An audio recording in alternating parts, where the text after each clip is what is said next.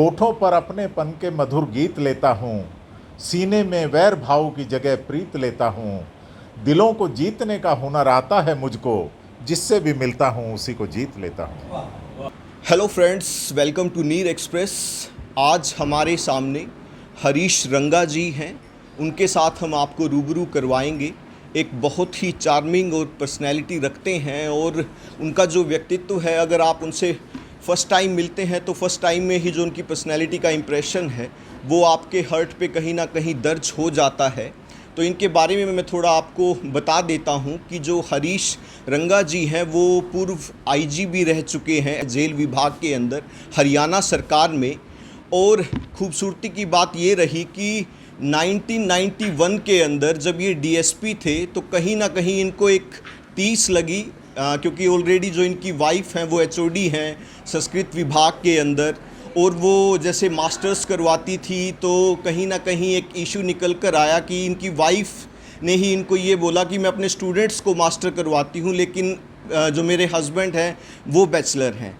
तो ये चीज़ इनके दिमाग में कहीं ना कहीं क्लिक कर गई और खूबसूरती ये रही कि आज इनके पास 9 मास्टर डिग्रीज़ हैं अलग अलग सब्जेक्ट्स के अंदर, और अब ये डॉक्टर भी हैं, पीएचडी की डिग्री भी कर चुके हैं।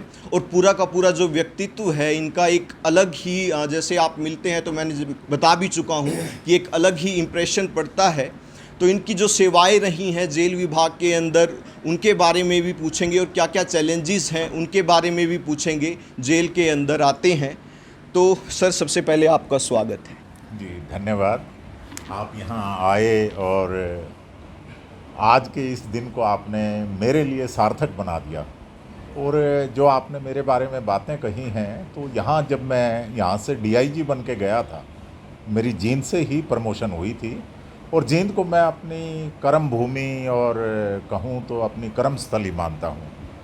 जैसे आप जेल विभाग में रहे, डीएसपी से रैंक से आपकी शुरुआत हुई, जी जी जी।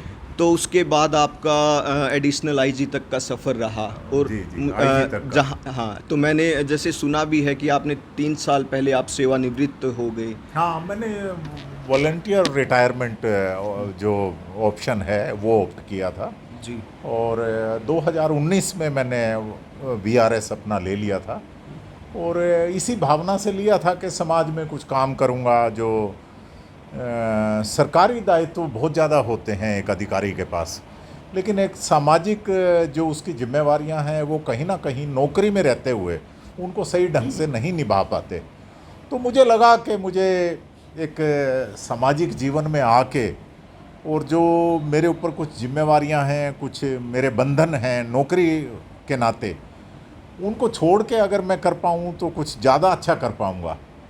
और वरना तो एक आईजी का पद छोड़ना मैं समझता हूँ बहुत बड़ी बात है, क्योंकि लोग इस पद के लिए जितनी एक्सटेंशन लेते हैं, सर ज़मीन आसमान एक कर देते हैं लोग। और मैंने एक पल में ही ये निर्णय ले लिया कि मैं इस जॉब को छोड़ के अपने पूरी तरह से सामाजिक जो मेरी जिम्मेवारियां हैं उनमें लिप्त रहूँगा और कुछ भी लोगों के लिए कर पाऊँगा तो मुझे अच्छा लगेगा।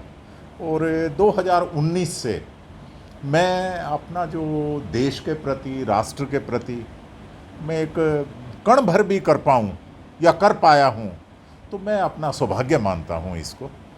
और अभी मेरी जो धर्मपत्नी हैं वो डॉक्टर कृष्णा देवी, वो कुरुक्षेत्र विभाग में, संस्कृत विभाग में कुरुक्षेत्र विश्वविद्यालय में प्राध्यापिका हैं। और उन्हीं के एक दिन सहयोग कहें उसको या उनका एक ताना कहें मुझे या उनकी सीख कहें मुझे, ये 18-19 साल पहले की बात है। तो उन्होंने कहा कि आपके पास केवल 2 शैक्षणिक योग्यताएं हैं, बीए और एलएलबी, बैचलर ऑफ आर्ट और लॉ में बैचलर। तो मैं बच्चों को एमफिल पीएचडी करवाती हूँ, तो मैं नहीं समझती कि आपको संतुष्ट होना चाहिए इन 2 अपनी शैक्षणिक योग्यताओं के साथ। तो वो जो बात थी उन्होंने जो जिस लहजे में कही, जिस भावना से कही, वो मेरे दिल पे लगी। और मैंने उस दिन प्रण लिया, उस दिन संकल्प किया, जी। जब तक जीऊँगा विद्यार्थी जीवन जीऊँगा। और LLB करने के 19 साल के बाद मैंने कुरुक्षेत्र विश्वविद्यालय से LLM किया, फर्स्ट डिवीजन से LLM किया। और बहुत से जो जजेस मेरे साथ थे LLM में, वो कहीं ना कहीं एक पेपर में, दो पेपर में रह गए और मेरी फर्स्ट डिवीजन आई तो मुझे बड़ा हौसला हुआ। और मैं कुछ भी काम करता हूँ तो बहुत डूब के करता हूँ, बहुत तन्मयता से करता हूँ, बहुत संजीदगी से करता हूँ। और LLM करने के बाद फिर मैंने लॉ में ही डॉक्टरेट किया राजस्थान से। और डॉक्टरेट करने के बाद फिर मैंने MA जर्नलिज्म मास कम्युनिकेशन किया। फिर मैंने MA हिंदी किया कुरुक्षेत्र विश्वविद्यालय से ही। फिर मैंने MA इंग्लिश किया। फिर मैंने MA ह्यूमन राइट किया दिल्ली यूनिवर्सिटी से। फिर मैंने MBA किया कुरुक्षेत्र यूनिवर्सिटी से। और MBA में जो टॉप 10 हैं उनमें मेरा नाम है MBA में। और MBA करने के बाद अभी 20 तारीख को मेरे MA political science final year के एडमिशन है, वो पेपर हैं। और मैंने MA हिस्ट्री में आगे एडमिशन ले लिया है जी। ये मेरी 10वीं मास्टर डिग्री है, होगी। और ये संकल्प जब तक है, जब तक करता रहूँगा। और ये नहीं होता कि मैं कुछ कहीं अपने आप को यूँ प्रदर्शित करूँ कि मैं यूँ हूँ, मैं सच्चा हूँ, मैं शराब नहीं पीता, मैं बीड़ी सिगरेट नहीं पीता। ऐसा कुछ किसी को करने की, दिखाने की आवश्यकता नहीं होती। आप क्या कर रहे हैं लोगों को अपने आप पता लगेगा। और मैं तो पेशे से कहें तो मैं एक कवि हूँ, गज़लकार हूँ, छोटे मोटे जो तुकबंदी करके कुछ लिख पाता हूँ। सामाजिक भावनाओं पे ज़्यादा लिखता हूँ, सामाजिक जो कुरीतियाँ हैं उन पे ज़्यादा लिखता हूँ, राष्ट्र के बारे में ज़्यादा लिखता हूँ। और वही मंचों पे बोलता भी हूँ, वही कहता हूँ। और मुझे तो वो उमराव जान फिल्म का एक गीत याद आता है कि कुछ भी नहीं है मुश्किल अगर ठान लीजिए, बस एक बार मेरा कहा मान लीजिए, दिल चीज़ क्या है आप मेरी जान लीजिए। तो ये मेरी ज़िंदगी का फ़लसफ़ा है। बिल्कुल। और मेरा जो जीवन शैली है वो बड़ी अजीब है, बड़ा मतलब मैं युवाओं को, जो मेरे साथी हैं, सबको प्रेरणा देता हूँ। मुझे 12 साल हो गए एक समय भोजन करते हुए। जिस दिन मुझे भारत के बारे में ये पता लगा था 12 वर्ष पहले, अब तो YouTube आप देख सकते हैं, उस पर क्या होगा मुझे नहीं पता। 12 साल पहले मुझे ये पता लगा था कि भारत के 23 करोड़ लोग रात को भूखे पेट सोते हैं। उस दिन से मैंने दोपहर का और रात का भोजन त्याग दिया था। आज मुझे 12 साल हो गए हैं। मैं बाहर कहीं भोजन नहीं करता, घर में 2 रोटी, दाल, सब्जी जो मुझे उपलब्ध होती है वो खा के अपनी ड्यूटी के लिए, अपने कार्य के लिए निकल पड़ता हूँ। बीड़ी, सिगरेट, शराब, मीट, अंडा, फिल्म, ताश, इनका मैं घोर विरोधी हूँ और बच्चों को यही प्रेरणा देता हूँ। अगर आपको सही मायने में इस भारत के, इस राष्ट्र के प्रति आपकी कुछ जिम्मेवारियाँ हैं तो हमें इन नशों से दूर रह के, इन सामाजिक बुराइयों से दूर रह के अपने आप को एक उदाहरण के तौर पे समाज में पेश करना होगा। तब आप सही भारतीय नागरिक कहलाने के लायक हैं। और मैं अक्सर मंचों पे बोलता हूँ। अभी हस्तिनापुर में एक कवि कुंभ था, उसमें भी मैंने ये बात कही कि आप हिंदू के प्रोग्राम में जाएं, आप कहेंगे कि आप गीता पढ़ें, आप अच्छे हिंदू बनोगे। सिख के प्रोग्राम में जाएं, कहेंगे गुरु ग्रंथ साहब पढ़ो, आप अच्छे सिख बनोगे। मुसलमान के प्रोग्राम में जाएं, कहेंगे कि आप कुरान पढ़ें, आप अच्छे मुसलमान बनोगे। ईसाइयों के प्रोग्राम में जाएं, बाइबल पढ़ो, आप अच्छे ईसाई बनेंगे। मैं कहता हूं कि आप संविधान पढ़ें, आप अच्छे नागरिक बनेंगे, जिसकी आज ज़रूरत है राष्ट्र को, जिसकी आज ज़रूरत है। लेकिन इस तरफ किसी का ध्यान ही नहीं है। और मैं ये नहीं कहता कि मैं कोई धर्मवाद के विरुद्ध कोई ऐसी बात करता हूँ या जातिवाद के विरुद्ध ऐसी बात करता हूँ। मैं मानता ही नहीं किसी को। सब धर्मों का मेरे दिल में, मेरे इस माथे पे सजते हैं सारे धर्म। एक मेरी कविता है, उसकी 4 लाइनें मैं आपकी नज़र करता हूँ कि गीता मेरे दिल में बसती, हाथों में संविधान, गुरु ग्रंथ है साहिब मेरा, माथे सजे कुरान, बाइबल देते शक्ति मुझको, ईसा बने महान, गंगा जमनी तहजीब है मेरी, मेरा प्यारा हिंदुस्तान, गंगा जमनी तहजीब है मेरी, मेरा प्यारा हिंदुस्तान। जी। तो ये मेरी सोच है, ये मेरी कार्यशैली है, ये मेरा धर्म है। मैं तो संविधान को सबसे बड़ा ग्रंथ मानता हूँ, और मैं ईमानदारी से अगर मैं कहूँ कि मैं अभी कोशिश है मैं कुछ अच्छा इंसान बन पाऊँ, लगा हुआ हूँ इस लाइन में।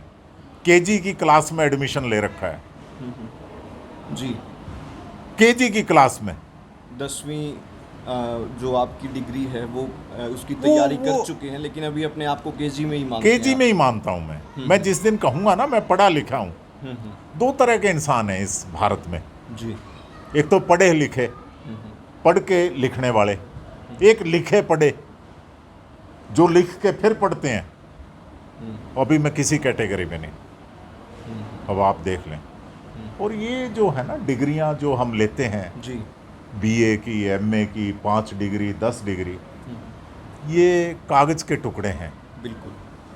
और हम किसी ना किसी के दिल के टुकड़े हैं, मेरा ऐसा मानना है। जी जी। आपने बात की कि मैंने देखा कि इतने लोग गरीब थे और उनको देखने के बाद मैंने संकल्प लिया कि मैं एक टाइम ही खाना खाऊंगा।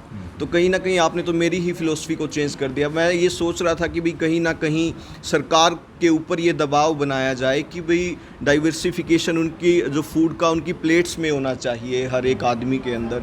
तो आप तो खुद ऐसा एग्जांपल सेट कर रहे हैं कि भाई एक टाइम भूखा रह के भी आपकी जो पर्सनैलिटी है, हाँ, आप में एनर्जी की कोई कमी नहीं ना, है। ना, कभी होती नहीं। मैं तो वो एक ऐड आती है ना, वो कि ये वो सेल आता है, एक निप्पो है, पता नहीं कौन सा है, टीवी में भी ऐड आती है कि वो बैटरी ख़त्म ही नहीं होती, पंजाबी दे विच है वो। बिल्कुल। तो वो मेरी तो वो ऊर्जा कभी ख़त्म नहीं होती। जी, मुझे साक्षात भगवान मुझे ऊर्जा देते हैं। और ये है ना जो सारा दिन आप खाते रहें, मैं बड़ा तो मैं कहीं बहुत ना कहीं माल न्यूट्रिशन की तो कमी रहती है ना सर? नहीं, मेरा ऐसा मानना जो है कि गरीब आप लोग हैं उनके बारे में बात कर रहा हूँ। उनके बारे में मैं कहूँगा कि वो भगवान ने उनको गरीब नहीं बनाया, वो खुद से गरीब बने हुए हैं। वो भगवान को कोसें तो मैं कहता हूँ कि वो गलत भगवान को कोस रहे हैं। जो आज भारत के अंदर गरीब हैं, अगर आप उनकी वित्तीय स्थिति, आर्थिक स्थिति को देखें, अगर उनको मजदूरी मिल रही है तो वो मजदूरी पे नहीं जाएंगे। वो एक घर में अगर कमाया है किसी ने तो 2 आदमी शराब पीने वाले होंगे, 3 आदमी बीड़ी पीने वाले होंगे, एक शायद बीड़ी का बंडल मैं नहीं समझता 10 रुपए से कम आता है। शराब पिएंगे, बीड़ी पिएंगे, हुक्का पिएंगे, उनमें 20 तरह की बीमारियां आएंगी। मैं बीड़ी सिगरेट नहीं पीता, मैं शराब नहीं पीता, मैं रेहड़ी पे खड़े होकर चाट पकोड़ा नहीं खाता, मेरे अंदर तो कोई कमी नहीं। मेरा आप बीपी नापिए, आपको 80-120 मिलेगा। आपको स्वयं अपने अंदर झांकना है, आपको स्वयं अपना भगवान खुद बनना है, अपना डॉक्टर खुद बनना है। मुझे आज तक किसी हॉस्पिटल का नहीं पता, मुझे आज तक किसी डॉक्टर का नहीं पता, किसी मेडिसिन का नाम नहीं पता मुझे। मेरे अपने हाथ में है मेरा भाग्य, मेरा स्वास्थ्य है, मेरा भविष्य है, मैं खुद लिखता हूँ। लेकिन जब सवेरे शीशे के आगे खड़ा होता हूँ, मैं बाल बांधने के लिए शीशा नहीं देखता, मैं शीशा इसलिए देखता हूँ अगले दिन कि कल कोई ऐसा काम तो नहीं किया कि मैं खुद की नज़र ना मिला पाऊँ। मैं इसलिए शीशा देखता हूँ। और ये मेरी ज़िंदगी का फ़लसफ़ा है, आज आपको बताया। तो सर जैसे आप जेल विभाग में रहे तो वहाँ पर क्रिमिनल एलिमेंट्स रहते हैं, हाँ, और अगर बात करें जेलों के इंफ्रास्ट्रक्चर की तो वहाँ पर इतना भी इंडिया ने डेवलप नहीं किया है। तो कई बार आपको नहीं लगता कि भाई जैसे जो एक्यूज्ड होते हैं, जो अंडर ट्रायल्स हैं, उनको जेल में ना रखा जाए, जिन्होंने हीनस क्राइम किया है उनको ही जेल में रखा जाए, ताकि एक प्रॉपर विषय बड़ा गंभीर हो जाएगा सर। मैं इस पे अगर कहूँ तो जो पुलिस, जेल और जुडिशरी, इसको कानून की भाषा में क्रिमिनल जस्टिस सिस्टम कहते हैं। 3 विंग काम करते हैं, पुलिस, जेल और न्यायालय। किसी भी स्तर पे अगर किसी से भी कोई कोताही होगी छोटी सी भी, तो वो सारा हमारा जो एक सिस्टम है वो बिल्कुल टॉपसी टर्वी हो जाता है, मतलब नष्ट भ्रष्ट हो जाता है। और पुलिस भी उसका एक भाग है, जेल भी उसका एक भाग है। और जो हम संविधान की पालना में, संविधान की रक्षा में, क्योंकि पुलिस, जेल और जजेस, हम कस्टोडियन हैं कॉन्स्टिट्यूशन के, हम उसके खैर ख्वाह हैं संविधान के। आज अगर इंफ्रास्ट्रक्चर की बात करें, पुलिस की, जेल की, बहुत अच्छा इंफ्रास्ट्रक्चर है, लेकिन हम ये नहीं कह सकते कि न्यायालय ने अगर एक आदमी को पुलिस ने पकड़ा है, जेल में भेज दिया है, क्या वो सच्चा है या झूठा है। न्यायालय भी न्याय की जो देवी है, वो आंखों पे पट्टी बांध रखी है उसने, वो सिर्फ साक्ष्यों को तोलती है।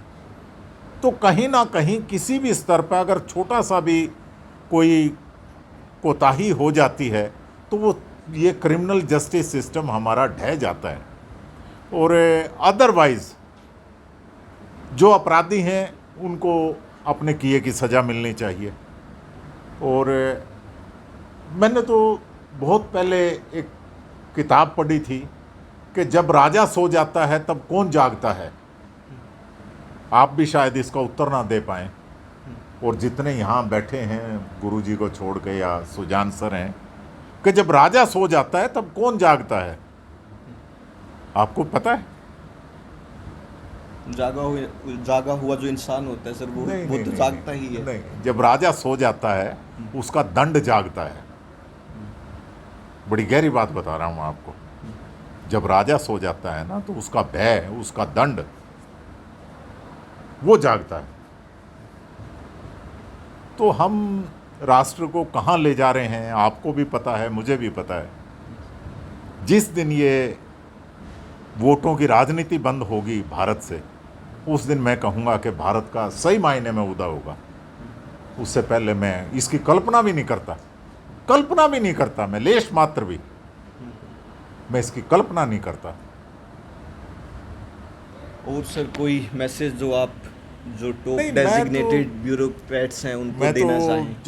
तो आज आप आए, इतना समय निकाल के आपने मेरा साक्षात्कार किया, तो मुझे बड़ा अच्छा लगा। लेकिन मैं कहता हूँ कि जितने ब्यूरोक्रेट्स हैं, जितने हमारे पुलिस के टॉप ब्रास हैं, सभी के लिए मैं एक बात कहूँगा कि आपकी करनी और कथनी में अंतर ना हो। ये भारत की जनता सब जानती है, सब देखती है। Thank you. जय हिंद, जय भारत।